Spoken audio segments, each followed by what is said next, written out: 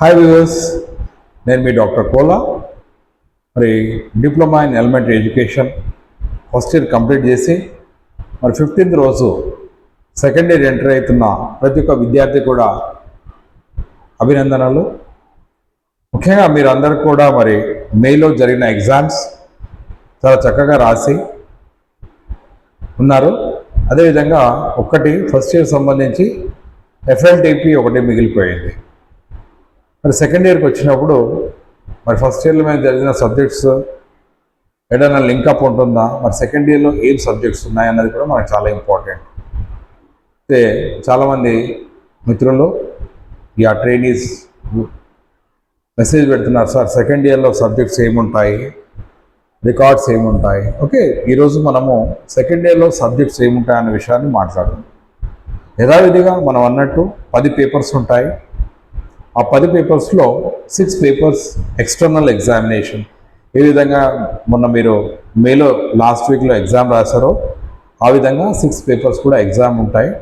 మిగతా 4 papers internals ఉంటాయి. అయితే ఈ 6 పేపర్స్లో కూడా మరి ఫస్ట్ ఇయర్లో మీరు చదివినట్టు 2 మెథడాలజీస్ ఉంటాయి. ఓకే, ఫస్ట్ ఇయర్లో మీరు Telugu methodology 4th paper and 5th paper mathematics methodology, understanding mathematics at primary level, right. So మనకు వచ్చేసి మరి 6 పేపర్స్ ఏవైతే ఉన్నాయో వాటిని ఒకసారి చూసి తర్వాత ఇంటర్నల్స్లో ఏ పేపర్స్ ఉన్నాయో చూద్దాం. ముఖ్యంగా ఉపాధ్యాయ విద్య ఏదైతే ఉంటుందో టీచర్ ట్రైనింగ్లో 2 సంవత్సరాలు కూడా ఒక ట్రైన్డ్ టీచర్గా రేపు పొద్దున భవిష్యత్తులో క్షేత్రస్థాయిలో బడికి వెళ్ళినప్పుడు మరి అన్ని విధాల ఎక్విప్ కావాలన్న ఆలోచనతో ఈ యొక్క కరికులం డిజైన్ ఉంటుంది.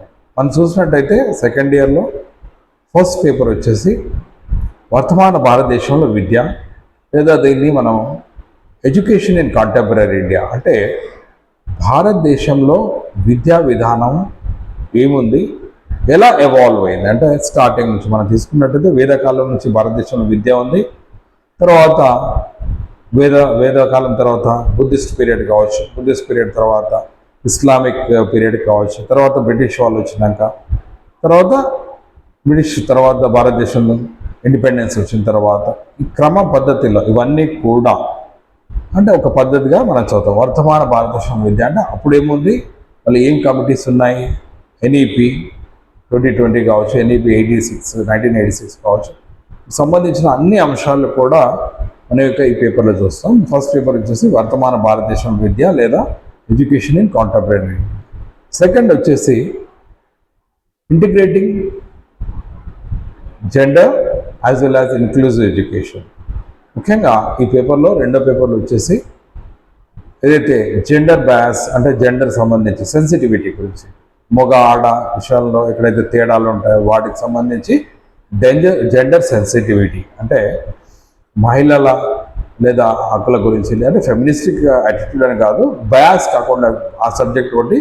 ఇది కాకుండా ఇంక్లూజివ్ ఎడ్యుకేషన్ అంటే ముఖ్యంగా మనం తీసుకున్నట్టయితే ఎన్ఈపి 2020 ప్రకారం మామూలుగా రెగ్యులర్ విద్యార్థులు కాకుండా సిడబ్ల్యూఎస్ఎల్ పిల్లలు అంటే ఎవరైతే చిల్డ్రన్ విత్ స్పెషల్ నీడ్స్ లేదా దివ్యాంగ్ అంటాము, హ్యాండిక్యాప్డ్ అంటాము, ఈ విద్యార్థులకు సంబంధించి ఎడ్యుకేషన్ అంటే వివిధ రకాల వారి యొక్క డిఫార్మిటీస్ అంటే మనం ఏమంటున్నాం విలీన విద్య అంటున్నాం. అంటే వాళ్ళ అంటే హియరింగ్ ఇంపైర్డ్ ఉందా, ఏ డిసేబిలిటీ ఇవన్నీ చదువుతాం, దాని కారణాలు ఏంటి, ఎలా వాళ్ళ విద్య బోధించాలి, వీరిని మెయిన్ స్ట్రీమ్కి తీసుకురావాలి. ఇంక్లూజివ్ ఎడ్యుకేషన్ అంటే విలీన విద్య అంటే ఏమవుతుందంటే వీరికి సపరేట్గా మనం స్కూల్ పెట్టినట్టయితే రేపు పొద్దున ఏమవుతారంటే వీరు మానసికంగా కుంగిపోవడం కానీ జరుగుతుంది.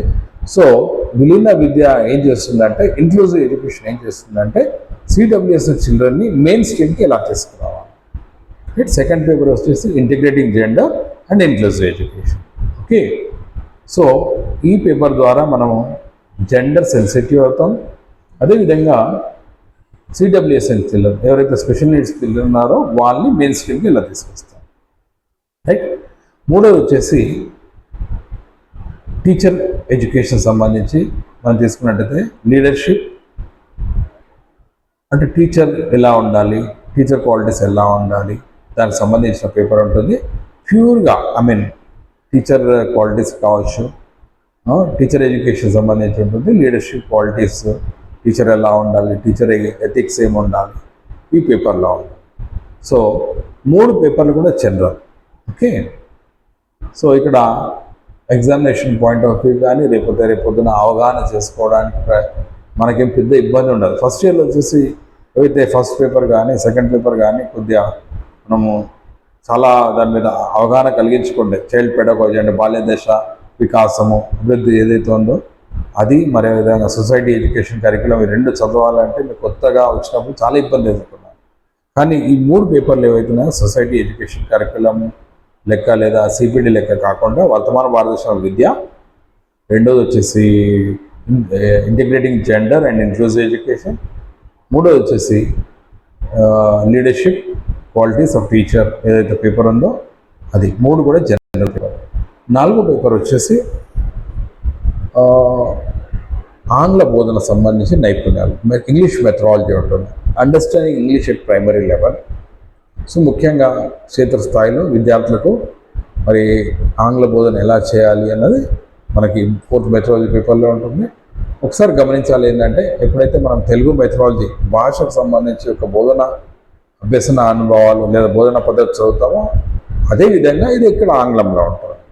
రైట్, ఆంగ్ల మాధ్యమ విద్యార్థులకు పెద్ద ప్రాబ్లం ఉండదు. ఒకటి వచ్చేసి ఈ పేపర్ వచ్చేసి తెలుగు మీడియంలోకి వెళ్ళి వచ్చే విద్యార్థులు కొద్దిగా ఇబ్బంది పడే అవకాశం ఉంటుంది. కానీ ముందటి నుంచి మనం అవగాహన చేసుకున్నట్టయితే పెద్ద ప్రాబ్లం కాదు. అదేవిధంగా 5వ పేపర్ వచ్చేసి మనకు పరిసరాల విజ్ఞానం, దాన్ని మనము ఎన్విరాన్మెంటల్ సైన్స్ అంటాం. 1 నుంచి 5 తరగతిలో సైన్స్ ఏదైతే బోధిస్తున్నామో చుట్టూ ఉన్న విషయ అవగాహన కలిగించడానికి దీన్ని ఏమంటామంటే పరిసరాల విజ్ఞానం అంటే ఈవీఎస్. సో ఈవీఎస్ సంబంధించి మెథడాలజీ. ఓకే, సైన్స్ ప్లస్ కొద్దిగా సోషల్ ఉంటాయి. సో 4th, 5th పేపర్ వచ్చేసి methodology. Right, English methodology, EVS methodology. Right, 6th paper వచ్చేసి సెలెక్టివ్ ఉండాలి. సెలెక్టివ్ పేపర్ అంటే 6 నుంచి 8. ఇప్పుడు మనం చూసినట్టయితే బిఎడ్ ఫస్ట్ ఇయర్ సెకండ్ ఇయర్లో కూడా మనం first class to 5th class బోధన చేస్తున్నాం. మరి ప్రభుత్వ పరంగా ఏమన్నా అంటే 6 to 8 అవగాహన కలిగించడానికి ఒక పేపర్ సెలెక్టివ్ చేసుకోవాలి. సో మెథడాలజీ అంటే 6 నుంచి 8 తరగతులు. మనకు ఏదైతే సెకండ్ ఇయర్లో మనకు ఉండే 60 రోజుల టీచింగ్ ప్రాక్టీస్లో ఫస్ట్ 20 రోజులు, సెకండ్ 20 రోజులు కూడా మనము 1 నుంచి 5 తరగతికి ఇంగ్లీష్ ఈవీఎస్ బోధన చేస్తాం. రైట్, కానీ 3rd టీచింగ్ ప్రాక్టీస్ అయితే 20 రోజులు ఉంటుందో దాంట్లో ఈ సెలెక్టివ్ లేదా ఎలెక్టివ్ మెథడ్ని మనం బోధన చేస్తాం. సో ఇక్కడ విద్యార్థులకు వెసులుబాటు ఏముంటుందంటే ఏదైనా ఒక ఎలెక్టివ్ తీసుకోవచ్చు. ఇంగ్లీష్ కావచ్చు, తెలుగు కావచ్చు, సోషల్ స్టడీస్ కావచ్చు, mathematics, sciences. So 6 to 8 A subject అన్నా తీసుకోవచ్చు. దానికి సంబంధించిన బోధనా పద్ధతులు మీరు ఇక్కడ నేర్చుకోవడం జరుగుతుంది. సో మరి దీనికి సంబంధించి కూడా మనం ఏమంటున్నామంటే ఫస్ట్ ఇయర్లో వచ్చేసి మీరు 40 రోజులు టీచింగ్ ప్రాక్టీస్కి వెళ్ళారు 20 డేస్లో. సెకండ్ ఇయర్కి వచ్చేసి 20 ఫస్ట్ 5th క్లాస్ చెప్తారు. 6 to 8 చెప్తున్నప్పుడు మీరు 20 డేస్ వెళ్తారు. సో ఇవి 6 పేపర్స్ వచ్చి రేపు పొద్దున ఎగ్జామినేషన్ మీరు రాసే ఎగ్జామినేషన్ వీటిలో రాస్తారు. ఇంటర్నల్ వచ్చేసి వర్క్ ఎడ్యుకేషన్, పని అనుభవం. రైట్, అంటే వొకేషనల్ ఎడ్యుకేషన్ సంబంధించి అంటే పని ద్వారా నేర్చుకోవడం, వర్క్ ఎక్స్పీరియన్స్ అంటాం లేదా వర్క్ ఎడ్యుకేషన్ అంటాం. ఇది ఒక ఇంటర్నల్ పేపర్. ఇంకా ఇది మీకు దీనికి సంబంధించి వివిధ రకాల ప్రాక్టికమ్స్ ఏవైతే ఉంటాయో మీ క్లాస్ రూమ్లో బోధించడం జరుగుతుంది. ఇంకోటి వచ్చేసి health, physical education and yoga. And ఈ పేపర్ గురించి కూడా మీకు కొద్దిగా అవగాహన. మూడోది వచ్చేసి సెల్ఫ్ అండర్స్టాండింగ్. రైట్, స్వీయ అవగాహన. రైట్, సో మనం తీసుకున్నట్టయితే work education, health education, right, health and physical education అంటే యోగా ఉంది దాంట్లో. మూడోది వచ్చేసి సెల్ఫ్ అండర్స్టాండింగ్ అన్న స్వీయ అవగాహన. అంటే ఏ విధంగా అయితే మీకు ఫస్ట్ ఇయర్లో 4 పేపర్లు ఉన్నాయో అదేవిధంగా 4వది వచ్చేసి వాల్యూ ఎడ్యుకేషన్ లేదా విలువలతో కూడిన విద్య. సో 4 ఇంటర్నల్స్ ఉంటాయి. Work education, yoga and physical education, that is health education వస్తుంది. మూడోది వచ్చేసి మనం అన్నాము సెల్ఫ్ అండర్స్టాండింగ్, 4వది వచ్చేసి వాల్యూ ఎడ్యుకేషన్. ఈ 10 పేపర్స్ మీకు సెకండ్ ఇయర్లో ఉంటాయి. సో ఒకటి గమనించాలి, అంత కామన్గా ఉంది, ఒక్కటే మనం ఎలెక్టివ్ మెథడాలజీ తీసుకోవాలి. ఇది సైన్స్ తీసుకుంటారా, సోషల్ తీసుకుంటారా, మ్యాథమెటిక్స్ అనేది మీ ఇంట్రెస్ట్ మీద డిపెండ్. మీ బేసిక్ సబ్జెక్ట్ ఏముంది అని. ఓకే, దీనివల్ల ఏం లాభం అవుతుంది అంటే రేపు పొద్దున ఓన్లీ మనం ఫస్ట్ 5th ఎక్స్పోజ్ అవుతున్నాం కాబట్టి 6 to 8 కూడా మనం ఎక్కడైనా వెళ్ళినప్పుడు చెప్పగలిగే స్థాయిలో ఉంటాము. అదేవిధంగా మరి రేపు పొద్దున ప్రైమరీ టీచర్స్ ఎడ్జిటీగా అపాయింట్ అయినప్పుడు ఒక్కోసారి మీరు యూపీఎస్లో కూడా పనిచేస్తూ ఉంటారు. ఇప్పుడు మరి 6, 7, 8 తరగతులు బోధన చేయడానికి కూడా మీకు అవగాహన ఏర్పడాలన్న ఆలోచనతో కరిక్యులంలో ఎలెక్టివ్ పెట్టడం జరిగింది. సో మరి నేను అనుకుంటాను మరి డిఎల్ఎడ్ సెకండ్ ఇయర్ ఎవరైతే విద్యార్థులు ఫస్ట్ 15th స్టార్ట్ అయిందో మీ క్లాసెస్ అన్నీ కూడా స్టార్ట్ అయి ఉంటాయి. మీ టీచర్స్ కూడా మీకు బ్రీఫింగ్ చేసి ఉంటారు. ఒకటి గుర్తుంచుకోండి, బిఎడ్ ఫస్ట్ ఇయర్ అయినా సెకండ్ ఇయర్ అయినా చదివేటప్పుడు ఒక పద్ధతిగా అవగాహనతో చదవడానికి ప్రయత్నం చేయండి. ఇక్కడ ఎక్కడ కూడా మనము బట్టి పట్టే అవసరం ఉండదు.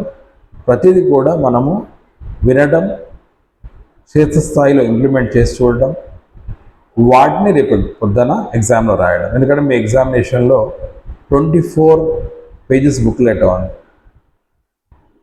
గుట్టల పేపర్స్ నింపే అవసరం ఉండదు. కాబట్టి ఏది రాసినా మీకు క్షేత్రస్థాయిలో పొందిన అనుభవాన్ని, మీరు ఫీల్డ్లో పొందిన అనుభవాన్ని పేపర్ మీద పెట్టడం జరుగుతుంది. కాబట్టి ఒకసారి మరి సెకండ్ ఇయర్ సబ్జెక్ట్స్ ఎక్కడా కూడా అంత పెద్ద క్లిష్టంగా ఉండవు. ఒకటి తెలుగు మాధ్యమం లేదా ఉర్దూ మాధ్యమంలో వచ్చే విద్యార్థులు సంబంధించి ఇంగ్లీష్ మెథడాలజీ కొద్దిగా భయపడుతూ ఉంటారు. Don't worry about that one. దానికి సంబంధించి కూడా మీరు ఒక క్రమ పద్ధతిలో అవగాహన చేసుకొని చదువుకున్నట్టయితే డెఫినెట్గా మీరు ఎగ్జామ్ పాస్ అవుతారు. సో మరి హోప్ చేస్తాను ఈ వీడియో మీకు యూజ్ అవుతుందని. ముఖ్యంగా సెకండ్ ఇయర్ విద్యార్థులు ఎవరైతే ఫస్ట్ ఇయర్ ఎగ్జామ్ రాసి సెకండ్ ఇయర్కి వచ్చారో వారందరికీ కూడా మరి ఒక అవగాహన కల్పించడానికి I'm trying to do that one. Hope that this video will be useful. Signing off, your doctor పోలా. Bye-bye.